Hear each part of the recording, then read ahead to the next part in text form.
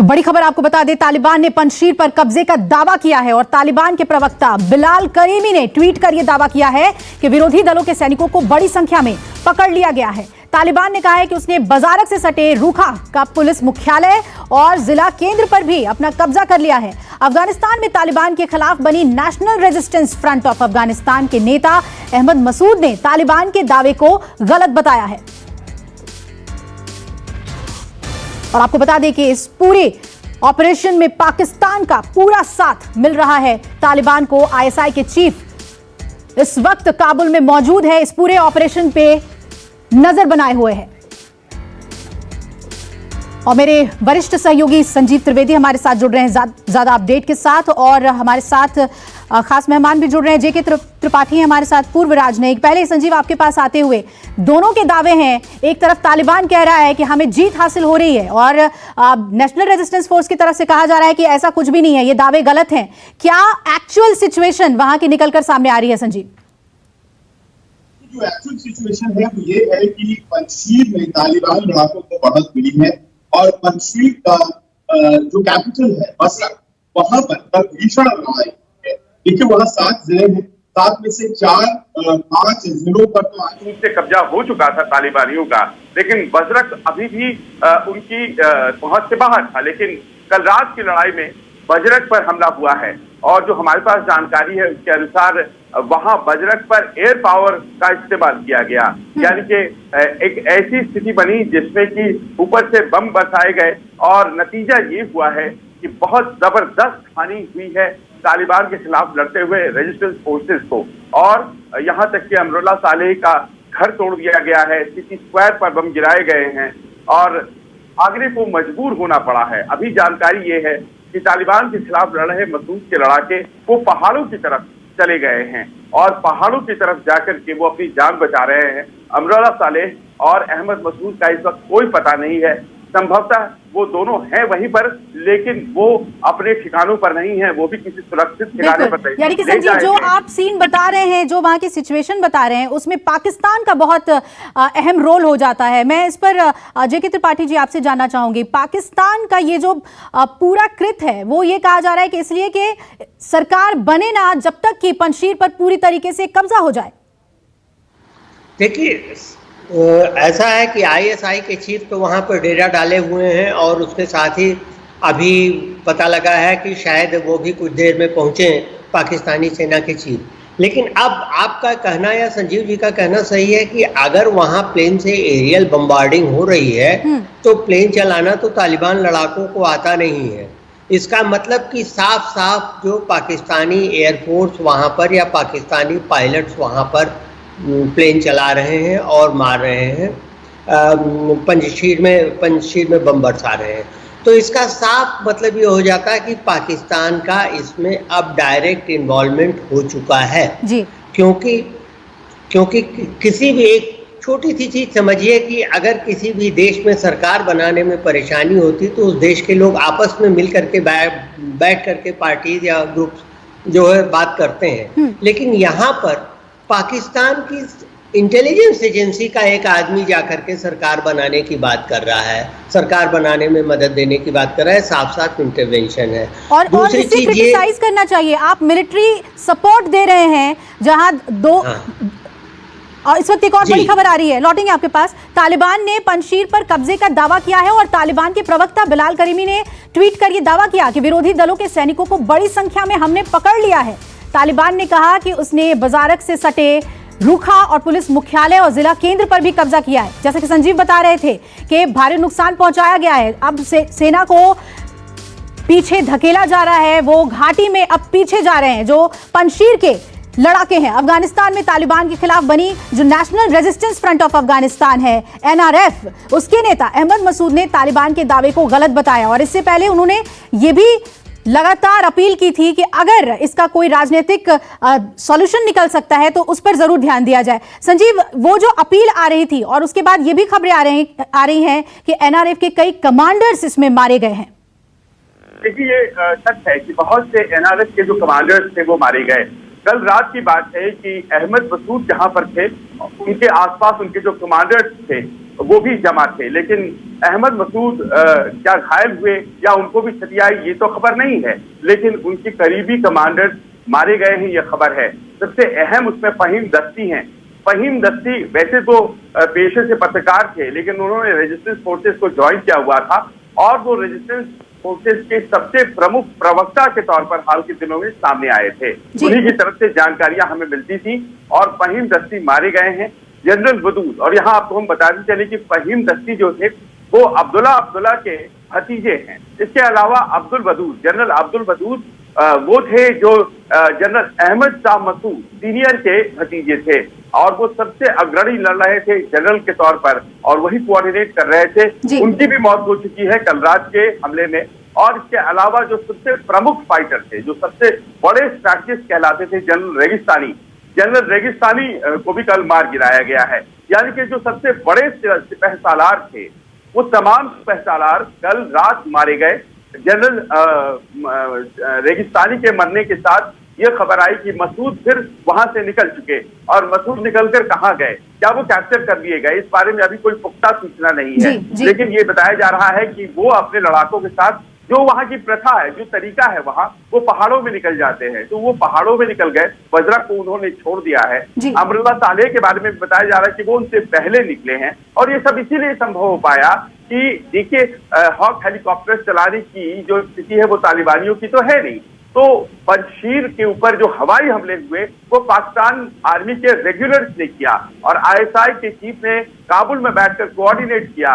11 core lead कर रही थी पाकिस्तान आर्मी की और इस तरह की स्थिति बनी जिसमें कि पाकिस्तान पंजशीर के खिलाफ लड़ रहा था। एक देश अगर एक छोटे से रीजन के खिलाफ लड़ेगा तो जो भी नतीजे सामने आए हैं वही आएंगे, लेकिन पाकिस्तान को यह हड़बड़ी थी कि किस तरह से काबुल में सरकार बनाई जाए और उसी का नतीजा है कि काबुल में अब तक सरकार नहीं बना है। वो चाहते थे कि पहले पंजशीर को खत्म किया जाए, उसके रजिस्टर्स को। बिल्कुल, और एक और बड़ी खबर इस वक्त तालिबान से जुड़ी हुई, अहमद मसूद के 2 करीबी मारे गए हैं। आपको बता दें कि एनआरएफ के फहीम दस्ती के अलावा 2 और करीबी भी मारे गए हैं इस हमले में और अमरुल्लाह सालेह के घर को भी तालिबान ने तबाह कर दिया है। सालेह और मसूद को अब बताया जा रहा है कि सुरक्षित जगह पर ले जाया गया है। जैसा कि संजीव बता रहे थे कि वैली में ही उन्हें आगे ले जाया जाता है सुरक्षित स्थानों पर। और इस वक्त जो बड़ी खबर है वो यही कि सालेह के जो करीबी एनआरएफ के कमांडर्स थे उनके मारे जाने की खबर आ रही है और उन्हें सुरक्षित स्थान पर ले जाने की बात है। जेके त्रिपाठी जी, यहां पर पाकिस्तान पूरी तरीके से एक्सपोज्ड है कि उसका वेस्टेड इंटरेस्ट अफगानिस्तान में कितना ज्यादा है। अगर जो अपील की थी एनआरएफ ने कि अब इसमें यूएन को भी अपील की गई थी, आपको लगता है कि अगर अंतर्राष्ट्रीय स्तर पर इस पे कोई पहल की गई होती तो अभी ये स्थिति नहीं होती, पंजशीर बैक ऑफ नहीं होता?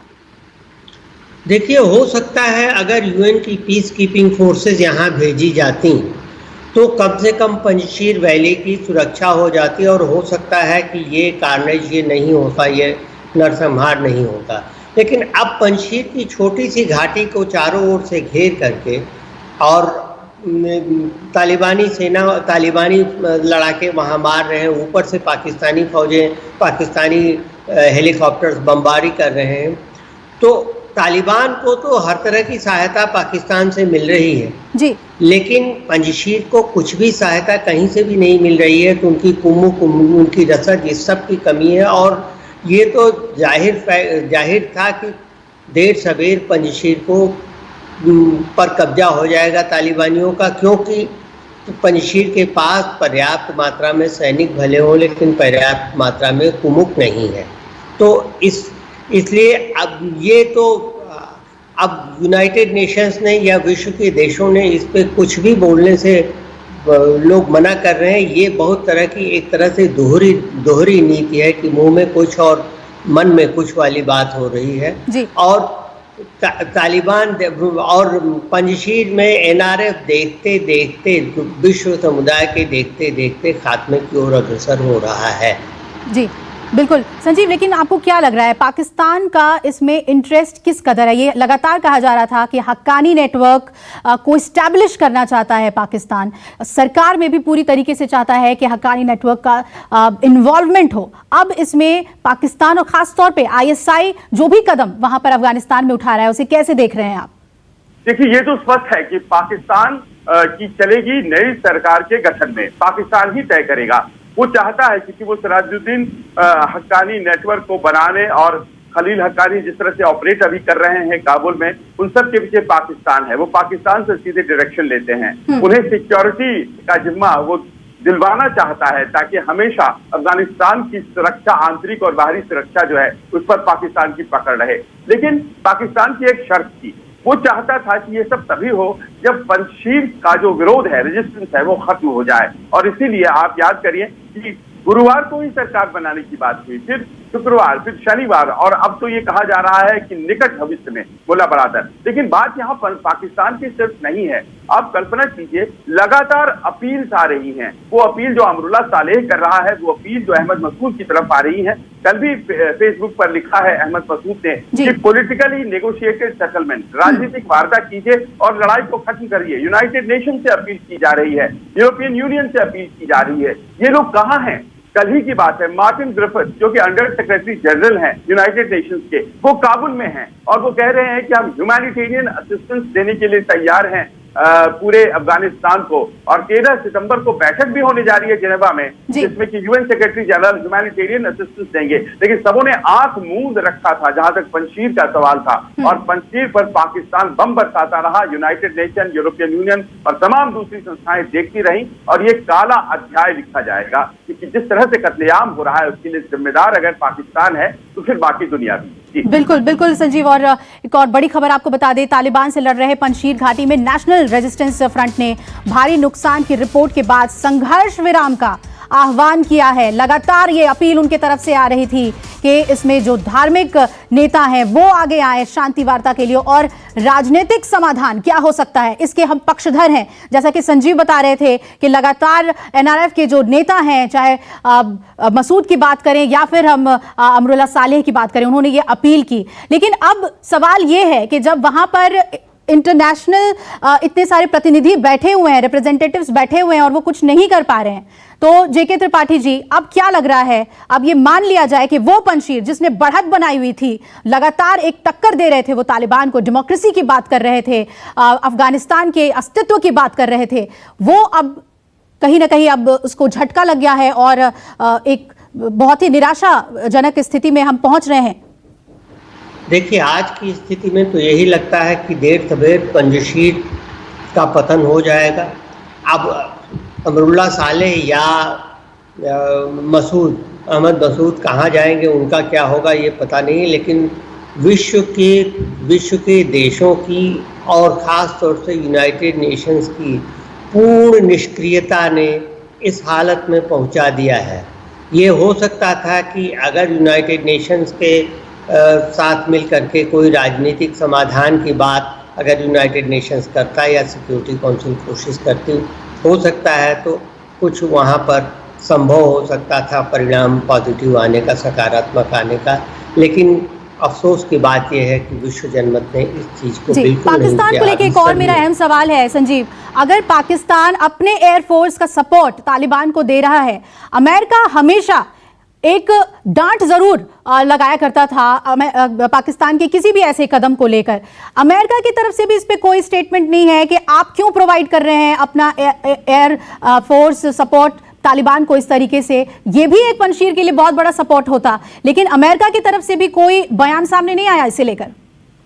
देखिए, कहा यही जा रहा है कि ये जो अफगानिस्तान का पूरा एपिसोड है, इस एपिसोड में एक सुपर पावर एक मिनी पावर बन गया। बहुत से ऐसे तंज भी कसे गए। अमरुल्लाह सालेह ने इस तरह से कहा, अफगानिस्तान के प्रति आंखें मूंद लिया है अमेरिका ने, और जिस तरह से वो हड़बड़ी में भागा है, जिस तरह से उसने अपने सामान छोड़ दिए, $85 बिलियन के साजो सामान, मिलिट्री सॉफ्टवेयर हार्डवेयर छोड़ करके वहां से भाग गए। उन्होंने तालिबान को इतना मजबूत कर दिया। ये तमाम ऐसी चीजें हैं जो बताती हैं कि अमेरिका का कोई अफगानिस्तान में इंटरेस्ट नहीं है। आज सोमवार है और यात्रा शुरू हो रही है आज से अमेरिकी विदेश मंत्री और अमेरिकी रक्षा मंत्री की मिडिल ईस्ट में।